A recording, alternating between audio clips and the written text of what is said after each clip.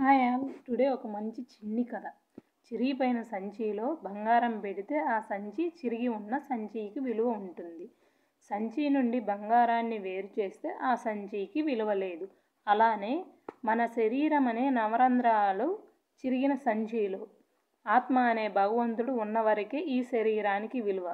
శరీరంలో నుంచి ఆత్మ బయటికి వెళ్ళాక ఈ శరీరాన్ని ముట్టడానికి కూడా అయిన వాళ్ళు ఆలోచిస్తారు, దగ్గరికి కూడా రావడానికి భయపడతారు. దీనివల్ల మనకు అర్థమైంది ఏమిటి అంటే బంగారానికి విలువ ఉంది కానీ సంచికి కాదు అని. అలాగే మన లోపల ఉన్న చైతన్య స్వరూపుడైన భగవంతుడికి, ఆత్మకు విలువ ఉంది కానీ మన శరీరానికి కాదు అని తెలుసుకోవాలి. శవం శివం అంటే శరీరంలో జీవం ఉంటే శివం, శరీరం నుండి జీవి వెళ్ళిపోతే శవం.